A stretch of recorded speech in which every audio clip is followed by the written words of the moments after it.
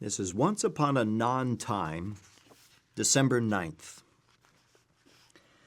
Granny and Gramps are having a baby?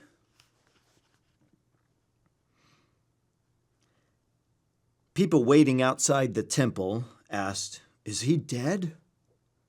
Zacharias had been in there a long time, too long. The other priests had already done their jobs of taking the coals out and adding new coals on the altar, but Zacharias' job was easy, to spread incense on the fire and offer a quick prayer. "Maybe he disobeyed and God killed him," the people said. "Should we go in there?" Just then the temple doors opened. An old man stumbled out, his face as white as his robes. "Zacharias," the people said, "what took you so long? We thought you were—" Zacharias tried to speak. "Huh?" he said again.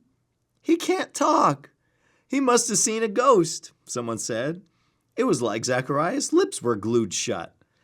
Zacharias began to gesture with his hands, trying to communicate like a person using sign language. The people started guessing like charades. "Angel? Uh-huh.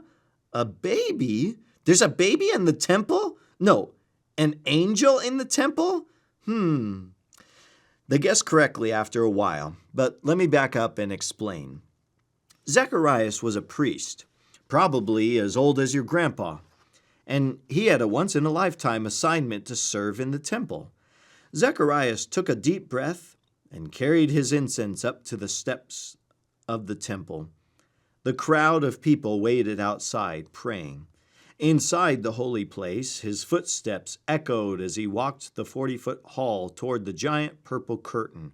The room was lit by golden candlesticks. Directly in front of the curtain was a square podium about waist high, the altar of incense.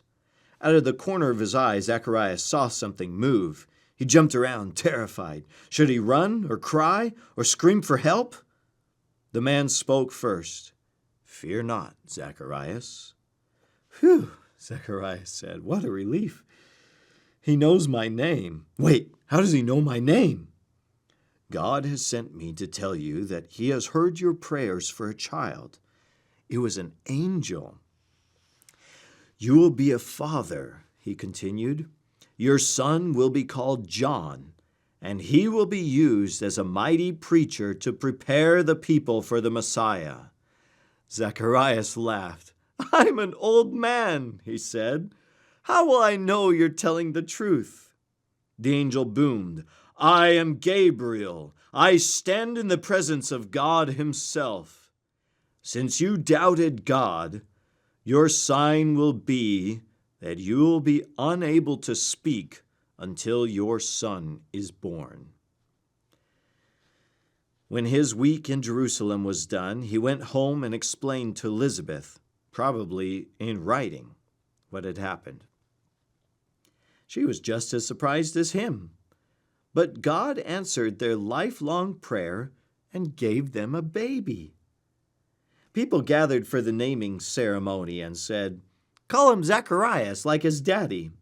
"No," Elizabeth said, "his name will be John." "John?" they questioned. "That's not a family name. Zacharias, what do you think?" Zacharias grabbed a writing tablet and wrote, "His name is John." Immediately, Zacharias' tongue was miraculously untied. He could speak again. He praised God and thanked him for the blessing of a son. John's birth story is a lot like another baby's story, too. John's parents were visited by an angel, and he was called Great, and he had a special task for his life. But there was an even greater baby coming. John was a prophet of the Most High, but the next baby was the Son of God. We'll learn more about both babies later. See you in the next video. Well, I loved doing the research for this video today because it's like the story behind John the Baptist's birth was miraculous in itself. he's not the Messiah, but he was the one that was prophesied to be the forerunner of Messiah. And so there's actually a lot of parallels that are made in the scriptures between John and Jesus. Both parents were visited by angels. Both were called great. But it's like John, in his life, he set his greatness aside and pointed to Jesus Christ. But it's just wonderful just to think of someone like Zacharias and Elizabeth praying for a lifetime for a child and not ever receiving it. But it's like in a time when many of the priests were apostate, they were just in it for themselves. They were self-righteous. It's like Zacharias is highlighted here as an actual devout man of God who loved the Lord, and he's specifically selected as a man who would then be the father of John the Baptist, this forerunner to Jesus Christ. And you can cross-reference this with the courses that the different priests were selected for various aspects of worship.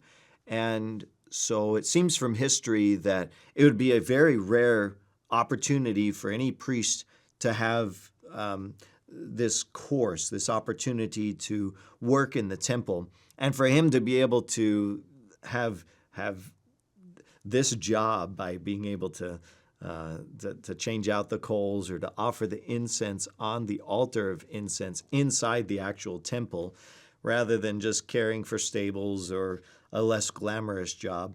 It seems like a pretty rare opportunity, and just a great thing that he would have been allowed to do. So it's just interesting to think of a priest, an actual human, going through actual rituals on something that had been taking place for centuries already.